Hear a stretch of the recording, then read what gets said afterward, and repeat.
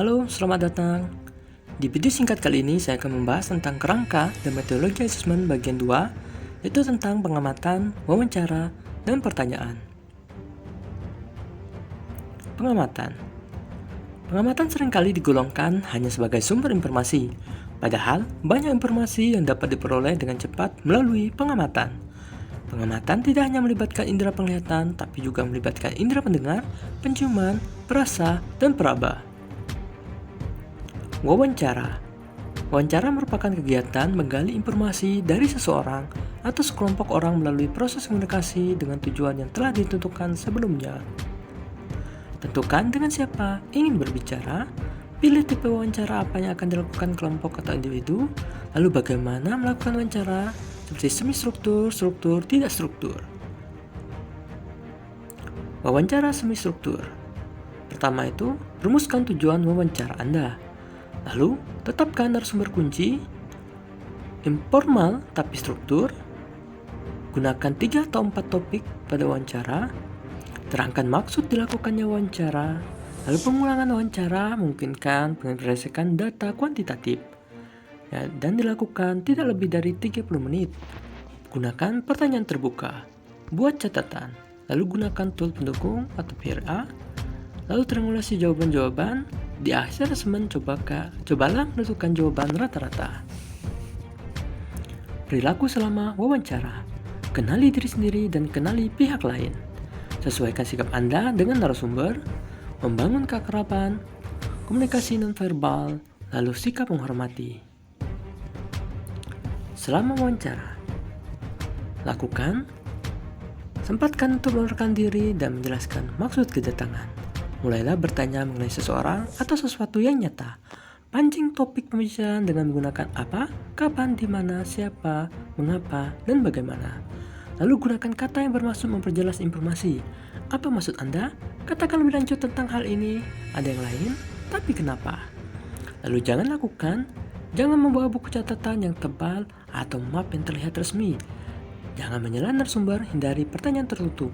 Lalu jangan menerima jawaban pertama begitu saja. Jangan bantu menjawab jika narasumber ragu-ragu. Bersabarlah. Jangan menghakimi atau memperlihatkan ketidakpercayaan. Lalu selama wawancara, lakukan lain yang bisa kita lakukan adalah melakukan wawancara secara informal dengan diskusi diselingi dengan pertanyaan-pertanyaan. Santai, sabar, dan dengarkan dengan seksama. Perhatikan faktor nonverbal, pilih narasumber yang tepat dan gunakan PR tool. Jika wawancara tidak berjalan sebagaimana mestinya, hentikan dengan sopan dan berterima kasihlah kepada narasumber. Lalu jangan kita lakukan saat wawancara seperti jangan membuat narasumber merasa diuji silang, jangan mempengaruhi, bersikaplah seobjektif mungkin, jangan menanyakan pertanyaan sensitif di depan banyak orang. Seni bertanya, tipe pertanyaan yang direkomendasikan. Pertanyaan terbuka atau open question definisinya membuat narasumber bicara dan juga membuat narasumber berpikir. Contohnya, kita menggunakan kata atau pertanyaan seperti mengapa, bagaimana Anda, apa. Lalu pertanyaan tertutup atau close question definisinya meminta narasumber untuk memberikan garis besar fakta atau opini.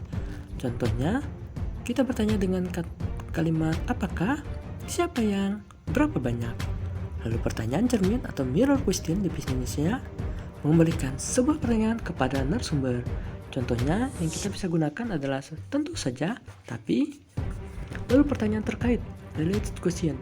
Definisinya pertanyaan ini untuk memperdalam jawaban. Contohnya yang kita bisa gunakan kalimatnya adalah seperti untuk apa? Contohnya apa itu? Pertanyaan terbuka. Contohnya, mengapa Anda mengungsi ke tempat ini? Bagaimana Anda bisa sampai ke sini? Apa ruang kelas ini cukup menampung semua pengungsi? Lalu pertanyaan tertutup, contohnya, apakah Anda setuju tangki air ini ditempatkan di sini? Apakah Anda bersedia jika kita bergotong royong membangun tenda darurat? Lalu siapa yang memberi bantuan makanan? Berapa banyak orang yang mengungsi di sini? Lalu pertanyaan terkait, contohnya, untuk apa tenda ini dibangun? Dan dikasih jawabannya untuk kegiatan anak-anak. Lalu, karena ini pertanyaan terkait, kita pertanyakan jawaban yang sebelumnya. Dan contohnya, untuk sekolah darurat atau bermain? Lalu apakah itu cukup memadai? Ya, pasti narasumber akan menjawab untuk sementara demikian. Seni bertanya, tipe pertanyaan yang tidak direkomendasikan. Contoh, pertanyaan yang sugestif dan bersifat menuntun. Definisinya, pertanyaan yang meminta persetujuan berkesan sudah tahu jawabannya. Pertanyaan yang dilakukan saat pertanyaan sugestif itu contohnya, Anda kan tidak, tapi Anda kan tidakkah begitu? Lalu pertanyaan perangkap, definisinya, bertujuan untuk memperangkap narasumber supaya dia mengatakan sesuatu tanpa menyadarinya. Contohnya, kemarin, apakah Anda? Lalu pertanyaan balasan, definisinya menjawab pertanyaan dengan mengajukan pertanyaan lain. Contohnya adalah apakah Anda titik-titik lalu memangnya titik-titik. Lalu pertanyaan kontroversi, yang mana bertujuan untuk melibatkan narasumber. Contohnya, apakah Anda tahu risikonya? Pertanyaan sugestif dan bersifat menuntun. Contohnya, Anda kan tidak sanggup membayar, tapi Anda kan masih punya gaji bulanan, tidakkah begitu? Lalu pertanyaan perangkap, contohnya, kemarin saya lihat Anda di dekat gudang pengungsian, apakah Anda mengambil bantuan? Nah, contohnya dijawab narasumbernya, tidak, saya cuma lewat di depan gudang. Lalu pertanyaan balasan, misalnya, apakah organisasi Bapak telah memberikan bantuan obat? Memangnya di sini ada orang sakit? Nah, itu pertanyaan balasan ya. Lalu pertanyaan kontroversi. Contohnya, apakah Anda tahu risikonya jika Anda memindahkan barang bantuan tersebut? Narasumber mungkin bisa menjawab seperti, saya tidak peduli. Lalu bagaimana rencana Anda untuk memindahkannya? Contoh pertanyaannya ya. Lalu seni mendengarkan. Nah, seni mendengarkan ini kita sebagai pewawancara harus bisa menerapkannya agar sikap menghargai atau empati terhadap narasumber itu berlaku. Pertama itu ada effective listening, yaitu mendengarkan secara efektif tergantung pada keterbukaan pikiran, keobjektifan, kematangan emosional. Lalu active listening, yaitu mendengarkan secara aktif.